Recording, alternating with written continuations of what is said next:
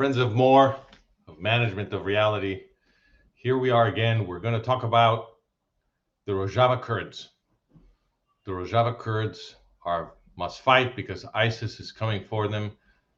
ISIS is already coming for them. And if they don't fight, they are finished. And I want to use this not only to make us all more conscious of the plight of the Rojava Kurds and of the importance of the Rojava Kurds, but also to as a case study to explain to you why you are living in Orwell's world. In other words, why the plight of the Rojava Kurds and the way that the media system and the entire reality management system talks about them, the way they talk about them demonstrates that your life, your world is being run by totalitarians. Okay? The way you know that the world you're in is being run by totalitarians is when all of the important political words are meant to mean the exact opposite. Okay, so this is exactly what Orwell was trying to teach us in his very influential and important novel, 1984.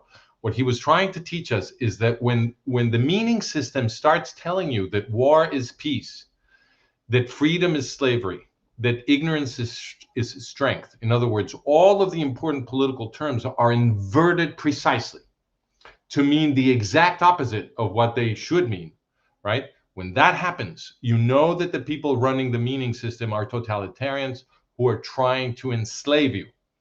Okay, so let me proceed to the demonstration. I'm going to share my screen with you just a second. I'm going to give you a little bit of context first so that you can appreciate what I'm trying to explain. Okay. First of all, let me show you that I don't want to forget this part. We just published a new article. I want to show it to you. It's right here.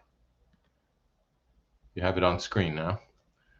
And this new article is, as you can see, it's called "The Rojava Kurds Must Fight." What you see on the cover image is these Kurdish women fighters, because the Rojava movement, as I've said on other occasions and in another article that we published that is over here on the left, the Rojava movement emancipated Kurdish women in northeastern Syria.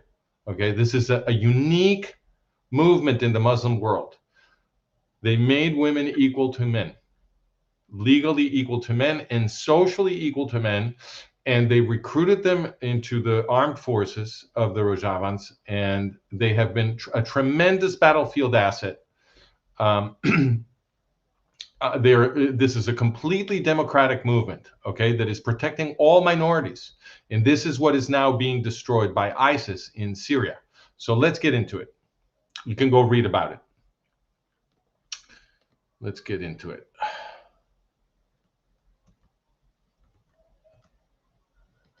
Gonna share my slides here.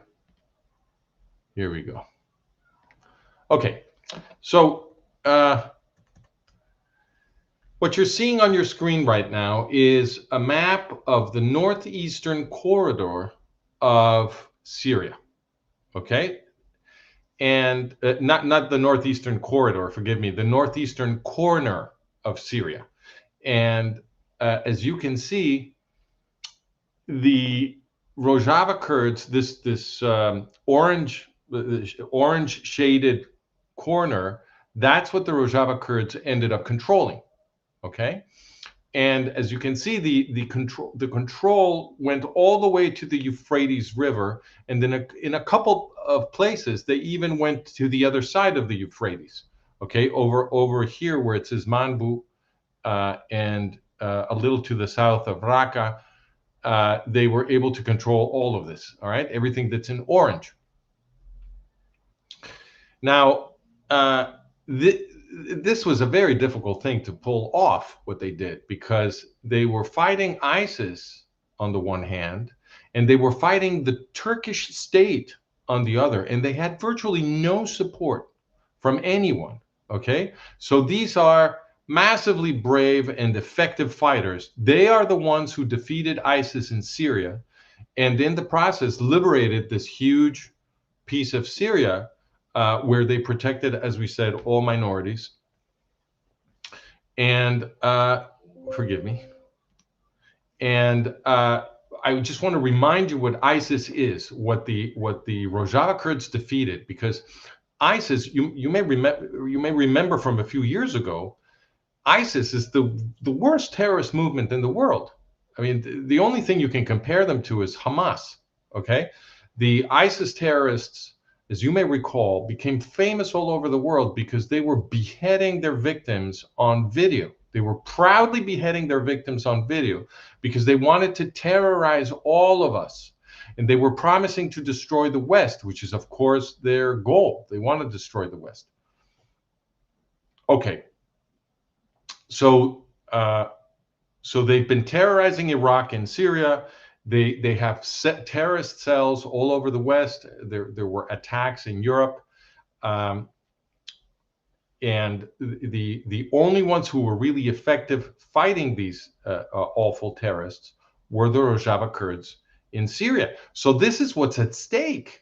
Okay, what's at stake? What was at stake in the Syrian civil war was a democratic, even libertarian future for the Muslim, not for the entire Muslim world, but let us say it pointed in a direction that other Muslims might follow, right? Because the Rojava Kurds are Muslims, right? So they were pointing the way to an alternative to jihadism, which was a pathway towards a Western style kind of life, a democratic life, okay, for Muslims. This is what the Rojava Kurds were demonstrating in that corner of Syria that they ended up controlling. Now, where does this come from? Where does the Rojava ideology come from?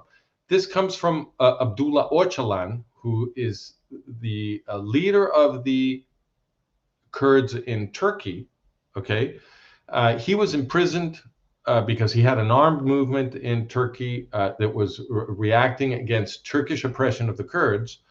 The Turks put him in prison. Apparently, he confessed to some terrorist attack for which he repented, and he appears to have had a change of heart because he changed his style and his message completely. So when he was in prison, he used to be a communist. Okay, so he was fighting this communist guerrilla war, and in prison, he announced that he had completely changed his ideology because he read this Jewish libertarian philosopher in the United States. His name is Murray Bookchin. He's an eco-anarchist. All right, so he wrote a very important book called The Ecology of Liberty. And Abdullah Öcalan reads this book, is transformed by it, and so he announces to his followers that he's no longer a communist, now he's a libertarian. And he writes a book called Democratic Confederalism to explain his new ideology and how he thinks that society should be organized. And this represents a total switch from one pole to the other, right? Because communists believe that the state is the solution to everything, that the state should take care of, own everything, and the state should take care of everything and solve all of our problems. Just listen to Zorhan Mamdani over in New York, and you'll see how a communist thinks. Zorhan Mamdani is constantly saying that the state has to solve all of our problems, right?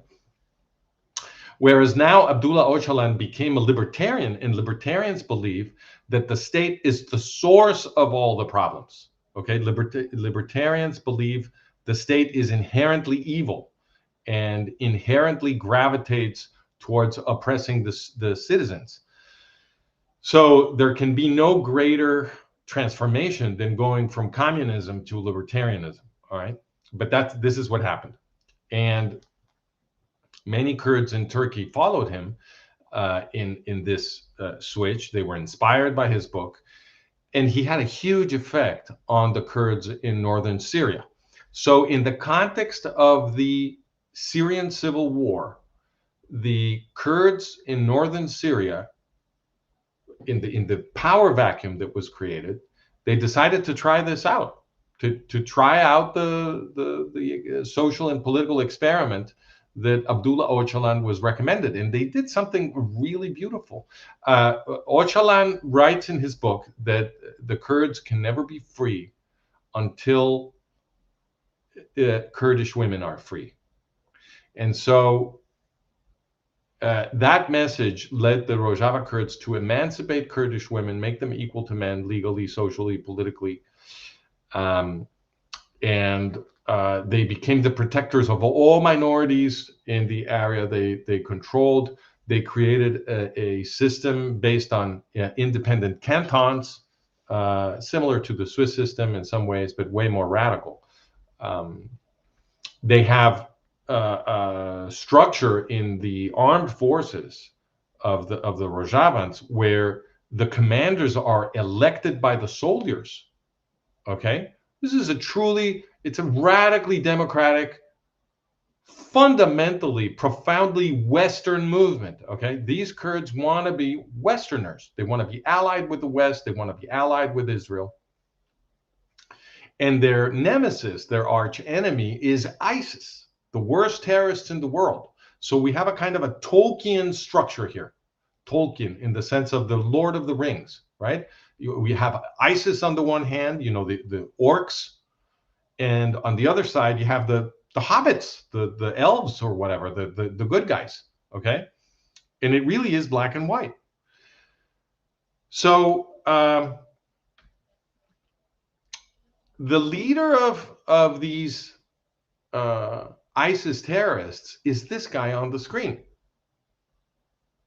Muhammad al-Jawlani. And now they're telling you that al-Jawlani is the legitimate leader of the new government in Syria. And there he is, posing for the photograph with the smiling Donald Trump, who is legitimating this terrorist as the new government of Syria. Now, you have to really pause to digest just how dramatic this is, because Donald Trump was supposed to be the ISIS killer, right? He's supposed to be the guy who defeated ISIS. And now look at him. He's legitimating the leader of ISIS in Syria. Now, you might be confused about what I'm saying. You might think, wait a minute.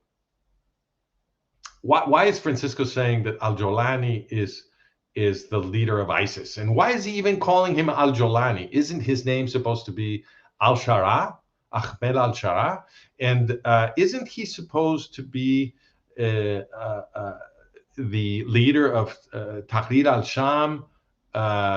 Isn't that supposed to be a different group? And all of these things might be confusing because there have been a number of strategies that the media system has used to confuse you. Okay, so Muhammad al-Jawlani and Ahmed al-Shara are the same person. Muhammad al-Jawlani, that's his nom de guerre. In other words, that's the name that he adopts as a jihadist. Okay, that's what they want. That's what he wants his jihadi troops to call him. Okay, it's his warlord name. Okay, it's a nickname that he adopts. That's why I always call him that, because he is a terrorist. Okay, but now that they want to sell him as the legitimate government of Syria, they're calling him Ahmed al-Shara, because you're supposed to forget that this guy is a terrorist. So they're calling him by his birth certificate name. No. This is Muhammad al-Jawlani. He's a terrorist. The other thing that they do is they keep referring to his group by the latest name that he adopted. Okay, so he's the leader of ISIS, but he changed the name of his group to al-Nusra. Okay, when he had a dispute with the original leader of ISIS, and you're supposed to think that this means that al-Jawlani somehow changed his ideology, but nothing of the sort ever happened. Okay, when al-Jawlani developed some kind of conflict with the founder of ISIS, whose name was Abu Bakr al-Baghdadi. This was not a conflict over ideology. It's al-Jolani was not upset that ISIS was beheading infidels on video and raping women or anything like that. He's fine with that. He was ordering his own troops to do these things. Okay. Muhammad al-Jolani is the guy that Abu Bakr al-Baghdadi sent to Syria to create the Syrian branch of ISIS, which in those days was calling itself Al-Qaeda in Iraq. They change the name of these things all the time to confuse you. They're the same people. This is ISIS, okay? So he had a dispute with Abu Bakr al-Baghdadi, but it was not over ideology. It's just that al-Jolani didn't want to have a boss, okay? He wanted to be the boss. And now he is. Now he is the boss because Abu Bakr al-Baghdadi was killed, and al-Jolani is now the leader of surviving ISIS forces, okay? That's what al-Jolani is. Now, The Guardian, should I go straight to The Guardian now? Well, let me just make clear what happened here. So back to the map for a second. So the Rojava Kurds had managed to control this territory that you're seeing in orange. Meanwhile, al-Jolani was trapped in a little corner of Syria. He was trapped by Hezbollah in the south and by the Kurds in the west. Forgive me, in the east. And he couldn't really do very much. I mean, he was being supported by the Turks, but he couldn't move very much. But when Syria was destabilized in the context of fighting in Lebanon, because Israel was destroying Hezbollah in Lebanon, so some of the Hezbollah units in Syria mobilized to help Hezbollah in Lebanon, and also they had to avoid Israel's bombs and so forth. So they moved their positions, and that created a corridor for al-Jolani to go all the way down to Damascus and take Damascus. He got lucky. And when he took Damascus, even though Israel was advancing in Syria and was bombing the Syrian government hardware that al-Jolani was now trying to take control of, Donald Trump stopped the Israelis, okay, and forced them to recognize al-Jolani as the new government of Syria, which Trump was giving his blessing to, okay? So Trump gave his blessing to ISIS as the new government of Syria.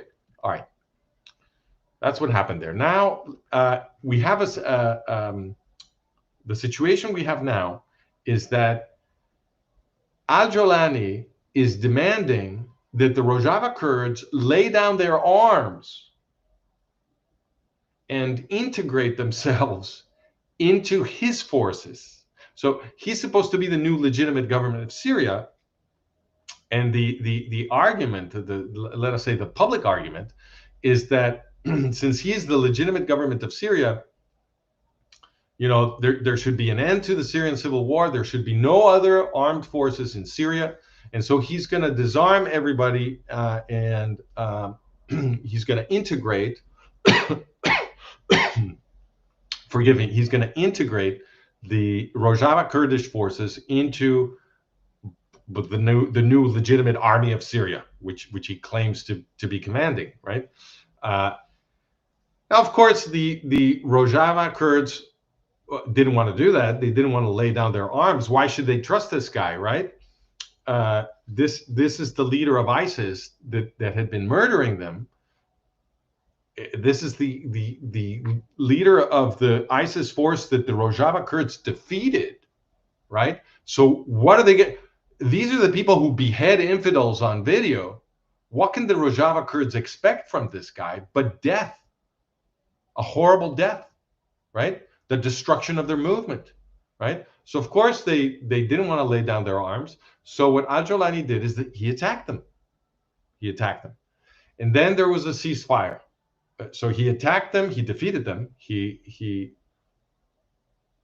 took quite a bit of territory away from them, forced them back into a smaller corner of northeastern Syria, and then they stopped. There was a ceasefire, and the ceasefire, which was announced a little over 2 weeks ago, and then the ceasefire is supposed to last a month, while the Rojava Kurds decide whether they're going to lay down their arms or return to fighting. If they don't if they don't lay down their arms, the Al-Jolani forces are going to go back on the warpath against them. This is the understanding and the threat that is, let us say, latent in the context of this ceasefire. Well, not latent; it's quite explicit. All right, so that's what the Guardian is talking about in this article. They are talking about the ceasefire, and notice how they're manipulating you already. Okay, look at the title of this article. It says Syrian and Kurdish forces agree to extend ceasefire as threat of war looms. Syrian and Kurdish forces. Syrian and Kurdish forces. In other words, Al-Jolani represents Syria. This is what they're telling you. They're telling you that Al-Jolani represents Syria. Therefore, what is implied here is that the Kurdish forces are rebels. Okay, Syria is legitimate. The Kurdish forces are, some kind of ragtag rebels with no right to exist. That's what is being telegraphed here. Okay. And the subtitle says ceasefire to be extended for 1 month to allow transfer of suspected Islamic State members from Syria to Iraq. Okay. I'm going to explain what that means in a second. Now, in the body of the article, this is what they say. I'm going to read it first, and then I'm going to explain what is going on. I quote, "The U.S., which has backed the Rojava Kurdish force in northeast Syria for the past decade, has now switched and made its support for the new government in Damascus clear. With Tom Barak saying the Rojavan SDF's role as the anti-IS force, or anti-ISIS force, that's what IS means here, the anti-ISIS force in Syria had now been filled by the new Syrian government in Damascus." Just pause to think about what they're saying. They're saying that the new Syrian government in Damascus, in other words, Al-Jolani, okay, is going to do the job of fighting ISIS in Syria. They're calling Al-Jolani the anti-ISIS force in Syria. So Tom Barak is Donald Trump's chief negotiator in the Middle East. All right, and he is saying that the U.S. government is now considers Al-Jolani to be the one who's going to be fighting ISIS in Syria. This is what they're saying. So the Rojavan Kurds are no longer needed to fight ISIS because Al-Jolani is supposedly going to be doing this. And that's what the second paragraph says. It says, the U.S. military, which had established some positions inside Rojavan territory, because they were pretending to support the Rojavans, they never really did. So it says, the U.S. military, which had established some positions inside Rojavan territory, has already begun transferring ISIS prisoners from Kurdish territories to prevent any escapes ahead of a renewed Rojavan war with the new government in Damascus. Once ISIS prisoners are secured, there will be little strategic interest left for a U.S. military presence in northeast Syria. Wow. So the Guardian The Guardian is confident that you are either asleep or you have zero memory of what happened. Okay? You have zero memory of what happened. You can't remember that this guy is a terrorist. What you're looking at in your screen is a State Department poster that just a few years ago was offering a $10 million reward for Al-Jolani, because Al-Jolani is a mass murderer. Okay? But you're supposed to forget, you're not even supposed to remember this. Now they're telling you that that guy is supposedly the one who's going to be fighting ISIS. And since he's going to be fighting ISIS, we don't need the Rojava Kurds anymore. This is what the Guardian is saying.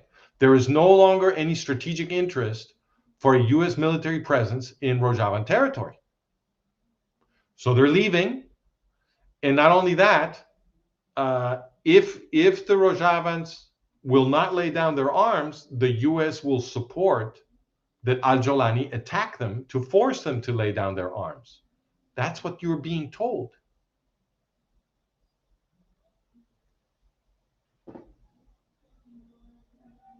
So this is why I'm saying that the Rojava Kurds must fight. They should not believe any promises that the U.S. government makes to them, because the U.S. government is obviously pro-ISIS.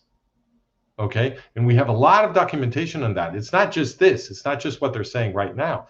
We can show that the U.S. government, in fact, created ISIS. Okay? We have an entire article on that. I'm going to put it on the screen right now.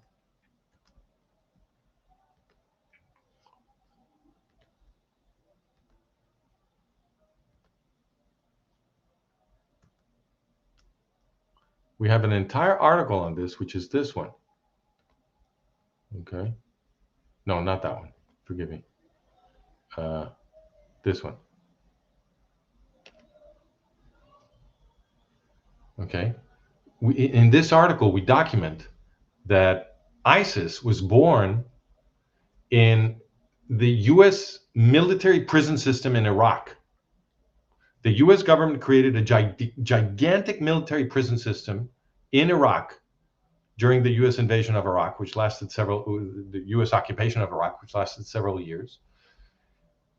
And in that prison system, which the general in charge himself called Jihadi University, in that prison system, the jihadis were running it, and they were teaching everybody the principles of jihad, forcing them to become jihadists, teaching them how to make bombs, how to become a suicide bomber, all of this stuff. It was happening under the supervision of the U.S. government. And after 5 years of this, the U.S. government closed down the prisons and let everybody out. They let everybody out. The Iraqi government that the U.S. installed in Iraq was begging the U.S. authorities not to do this. They said, hey, wait a minute, these prisons are full of Al-Qaeda in Iraq. You can't just let these people go. If you're not going to hold them, give us the intelligence on the crimes they committed, and we will hold them. But don't let them go. And the U.S. government refused. They closed the system, the entire prison system, and they let everybody go. And those people became ISIS. Okay? This was U.S. policy. And now we see the conclusion of that policy. They have installed ISIS in Syria. What is going to happen? They're going to come kill us here. I say us because I'm in Israel now. All right? This is what's going to happen. That's what is being prepared. They are engineering the ISIS takeover of Syria, for which they have to destroy the Rojava Kurds, of course, because the Rojava Kurds are the ISIS killers. They are the ones who defeated ISIS. So, of course, they have to engineer the takeover of ISIS, the takeover of Syria by ISIS, because they're preparing the next great attack against Israel. That's what they're doing. They're not going to get away with it if everybody understands it, which is why you should share this very widely. But you should understand that this is what's going on. Now, back to Orwell. What I just demonstrated is that the people who run the U.S. government are saying ISIS is anti-ISIS. They are telling you that al-Jolani will supposedly fight ISIS. They think we are idiots. They think we have zero memory, but mostly they think we are idiots. Are we going to prove them right? Are we going to prove them right? Are we going to let them tell us that ISIS is anti-ISIS? That war is peace? That freedom is slavery? That ignorance is strength? Are we going to let them talk to us like that? If we do, if we let them talk to us like that, then they are going to destroy us. They are going to destroy Western civilization. The fact that they are telling you ISIS is anti-ISIS is the demonstration that the people running the United States are totalitarians. They are trying to engineer a change of system and turn you into a slave. And for that, they need the jihadis. And that's why they are supporting them. And they have all kinds of assets deployed to convince you to switch your support from Israel to the jihadis. They're doing this everywhere. We have another article on this. Let me put it on the screen. Where is it? Right here. So we have this article on Tucker Carlson, Carlson, who is telling us that he's defending the America First argument, and he claims it's against American interests to defend and protect Israel, and that it's in line with American interests to support and protect Qatar. That's what Tucker Carlson is saying to his millions of followers. This is one of the biggest podcasters in the world. And what he's telling his followers is that U.S. policy to support Israel, which doesn't really exist, but he claims there is a U.S. policy to protect Israel, right? This is part of the management of reality. They're always telling you that the U.S. bosses are supposedly protecting Israel. Are they? Then why are they installing an ISIS government in Syria and destroying the Rojava Kurds, who are democratic and who want to be allied with Israel? Right? So they're always putting reality exactly upside down. They're telling you that they're supporting Israel whilst installing in Syria the people who want to exterminate the Israeli Jews. Okay? And meanwhile, their deployed assets, including Tucker Carlson, are telling you that protecting and defending Qatar is supposedly the policy that is in American interests. Qatar is deeply intertwined with the Muslim Brotherhood, and Qatar is the sugar daddy of Hamas. So Qatar is the intellectual author of the October 7th, 2023 massacres against innocent Israelis, massacres and hostage taking against innocent Israelis. And Tucker Carlson, almost the biggest podcaster in the world, because I think he's number 3, I think, in the entire world, is telling his followers that supporting Qatar, a jihadi slave state where 2 million slaves toil and suffer, literal slaves,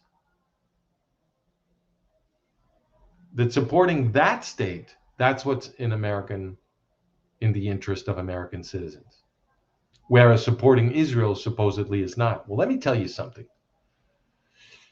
Israelis are on the front line against jihadism.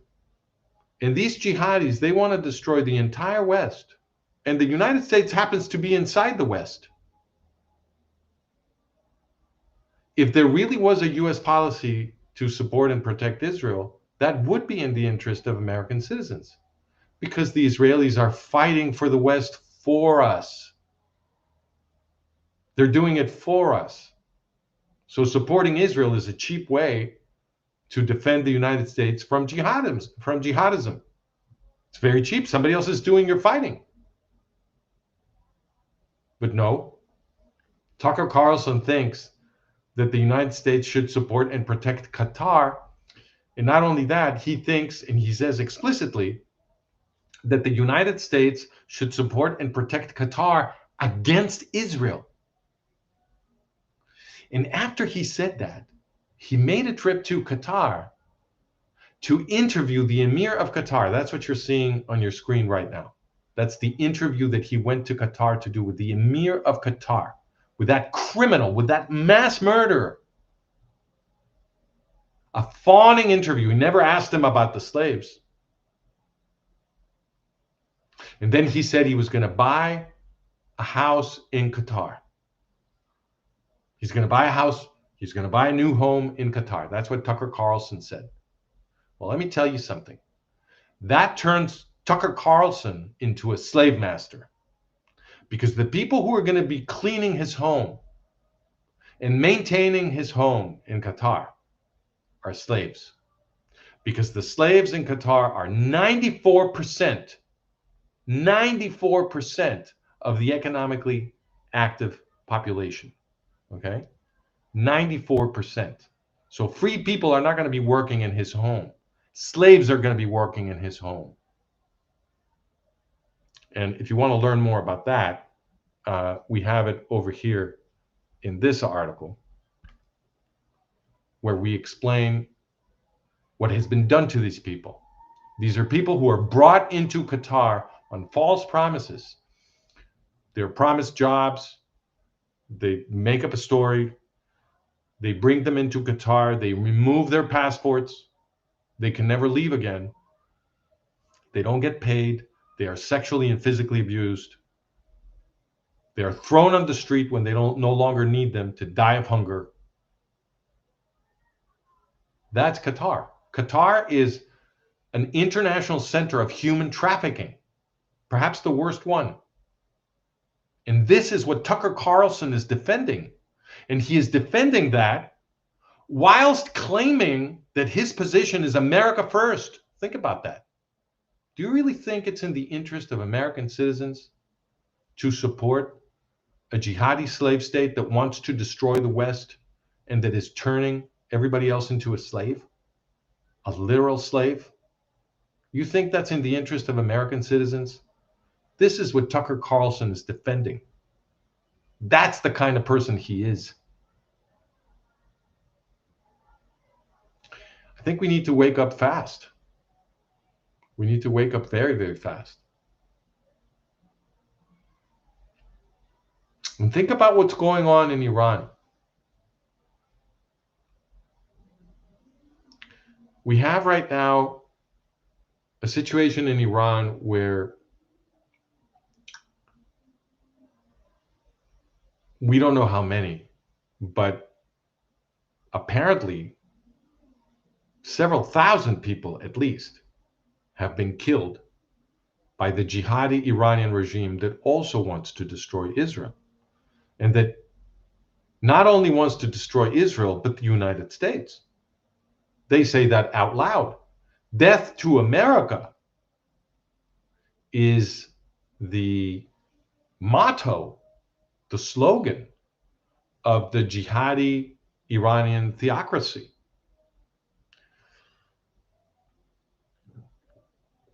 It's not a secret. They're not shy about it. They have state rituals every month, or maybe every week. I can't remember how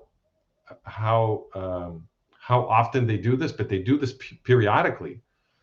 They have these state organized rituals, official rituals, in which they chant death to America. Okay, this is Iran. It's a jihadi terrorist state that wants to destroy the United States. And you're not, and they're shooting at their own people. Their own people, ordinary Iranians, have been out in the streets in force in every single Iranian city, demanding that the Ayatollahs get out, They want them out of power. And notice that you haven't seen all of these brainwashed Westerners of the woke left. You haven't seen coming out. You don't see them anywhere coming out to support Iranians. So Iranians in the United States are protesting in favor of their brethren and against the Ayatollahs. Okay, this is happening, and there have been several instances where the so-called pro-Palestinian movement comes out to attack the Iranians in the United States who are out in the streets protesting the Ayatollahs. We have these confrontations in the streets of the United States where the quote unquote pro-Palestinians come out to intimidate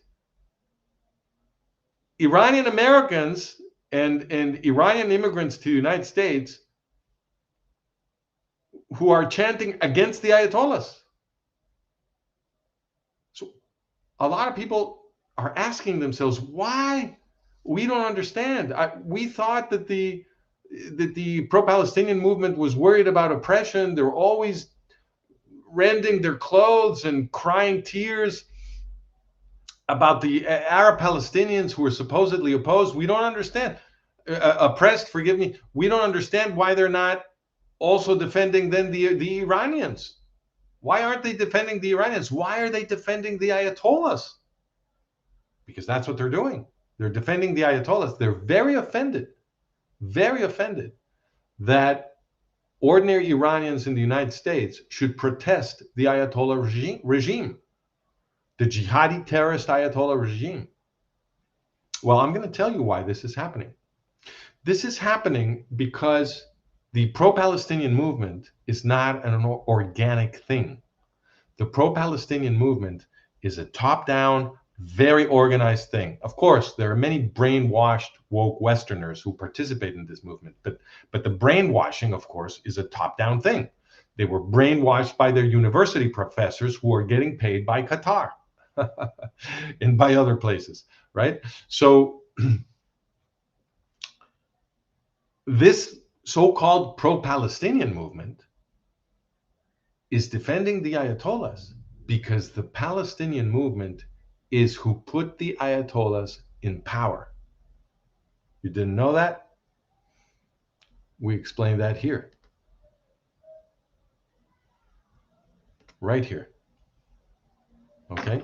In this article, we explain that Yasser Arafat and Mahmoud Abbas, the leaders of what is now called the Palestinian Authority, they are the ones who created Ayatollah Khomeini.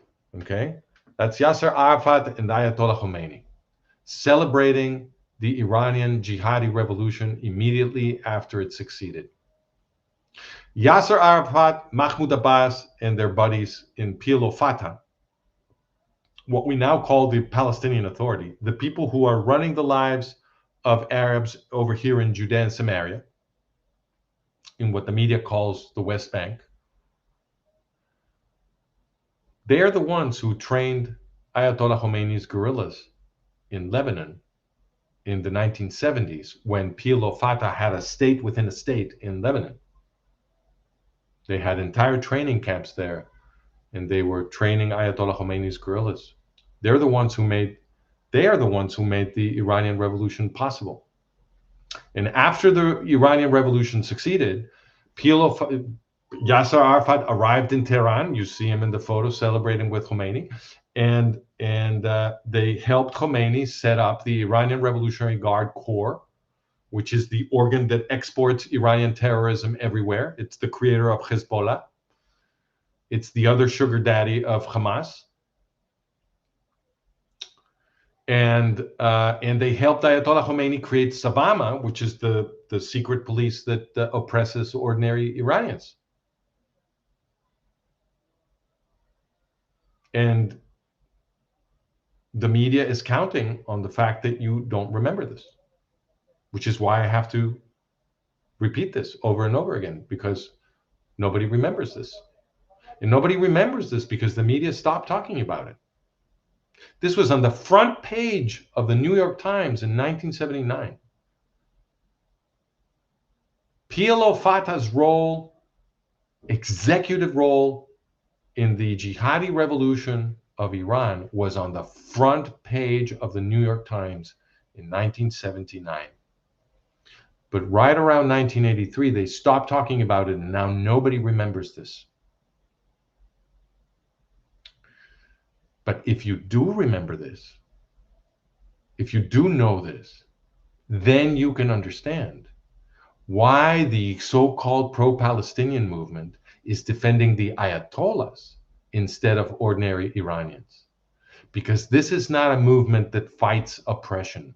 It's a movement that promotes jihad. That's what it is. And that's what Tucker Carlson belongs to. He belongs to a movement that promotes jihad. And so does Donald Trump. Donald Trump is not only installing ISIS in Qatar, ISIS in Syria. Not only is he doing that, he is also protecting Qatar, the very policy that Tucker Carlson is celebrating. When Israel attacked a few Hamas leaders that were being sheltered in Qatar, Donald Trump threw an Olympic tantrum, immediately forced Benjamin Netanyahu to apologize to the emir of Qatar, the mass murderer of 1,200 Israelis on October 7th. Okay, the man responsible not only for that, but for 250 hostages. He forced Netanyahu to go apologize to the emir of Qatar. That's what Donald Trump did to a mass murderer. And then he announced that he was extending NATO-level protection to Qatar so that Israel can never attack Qatar again. Qatar is Donald Trump's baby, but not just Donald Trump. Donald Trump is continuing the policy of past U.S. presidents. He is not an outlier. This has been the policy. Qatar has been protected by the U.S. for a long time.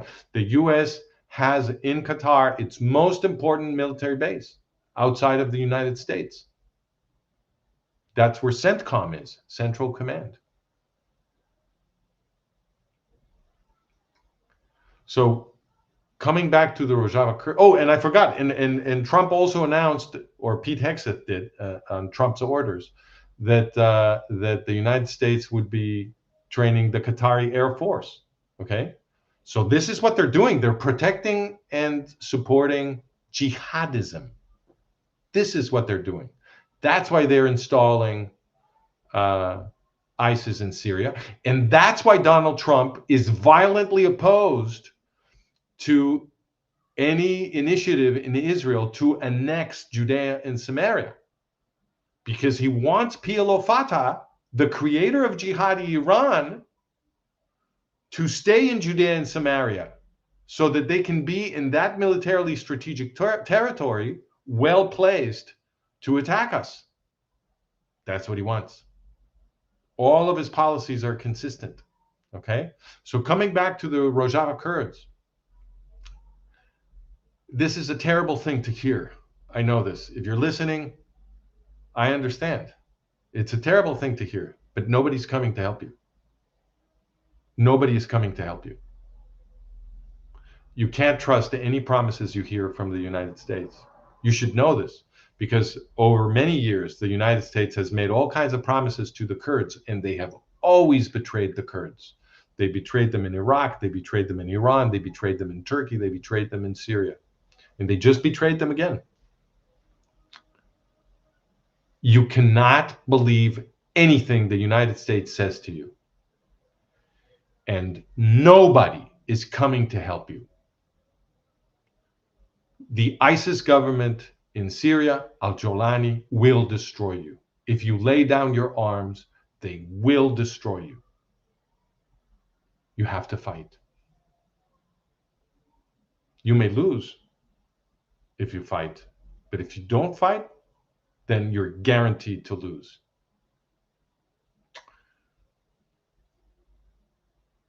And I hope that your brethren, your Kurdish brethren in other countries understand this too, because you don't have a prayer if they don't help you. So I think this is a historic moment for all of the Kurds. I think the Kurdish movement is a force for good. I wish the Israeli government was not being run by these people, and they were not behaving like the servants of the U.S. presidents that they are, and that they were extending the help that the Rojava Kurds need, so that we can build a prosperous and democratic Middle East. But that's not happening. No, nobody is coming to help you. You need to fight for your own sake and for all our sakes. But for your own sake, of course, first of all.